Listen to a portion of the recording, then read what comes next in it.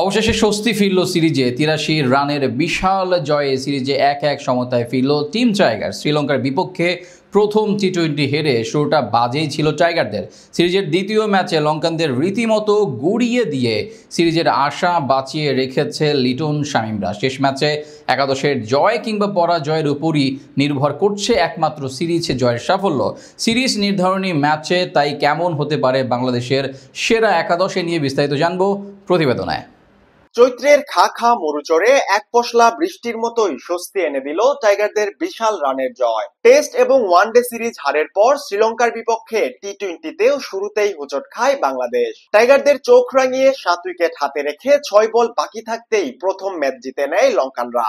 দ্বিতীয় ম্যাচে লিটন শামীমের দুর্দান্ত ব্যাটিংয়ে অবিশ্বাস্য কামব্যাক করে টিম টাইগার্স। ৮৩ রানের বিশাল জয়ে লঙ্কানদের রীতিমতো পাল্টা জবাব দেয় ফিল সিমন্সের শিষ্যরা।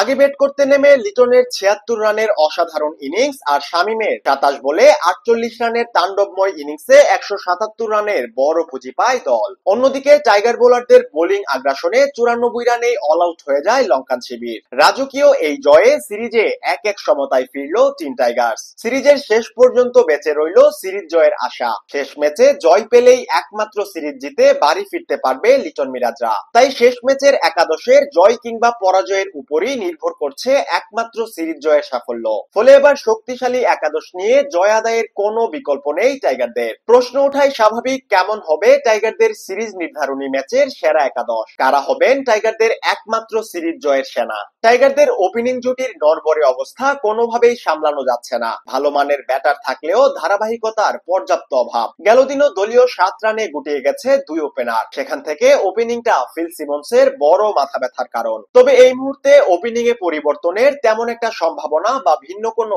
অপশনও নেই টাইগার কোচের। তাই তামিম ইমন জুটির উপরই শেষ আস্থাটা রাখতে হচ্ছে তার। বিপরীতে যুব বিশ্বকাপ জয়ী ২ ওপেনারের কাছে ম্যাচটা হবে কঠিন এক পরীক্ষা, যেখানে নিজেদের সক্ষমতা পুরোপুরি কাজে লাগানোর প্রচেষ্টায় আরো বেশি দায়িত্বশীলতার পরিচয় দিতে হবে তাদের। ওয়ান ডাউনে লিটন কাল অবিশ্বাস্য কামব্যাক দেখিয়েছে।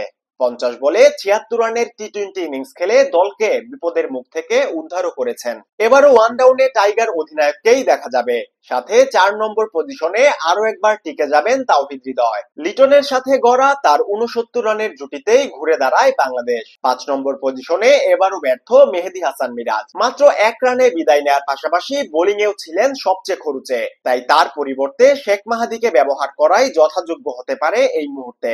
কিংবা শামীম জাকেরকে এক ধাপ উপরে এনে মাহাদিকে ৭ নম্বরেও নামানো যেতে পারে। ৮ নম্বরে রিশাদের কোনো বিকল্প নেই দলে। পেস বিভাগেও উইনিং কম্বিনেশন নিয়েই মাঠে নামতে পারেন টাইগার কোচ। গেল দিন টাইগার পেসারদের বোলিং নৈপুণ্যেই রাজকীয়ভাবে ম্যাচ জিতে নেয় টিম টাইগার্স। ১৬ তারিখ কলম্বোর প্রেমাদাসা স্টেডিয়ামে সন্ধ্যা ৭:৩০টায় শুরু হবে টাইগারদের একমাত্র সিরিজ জয়ের অন্তিম লড়াই।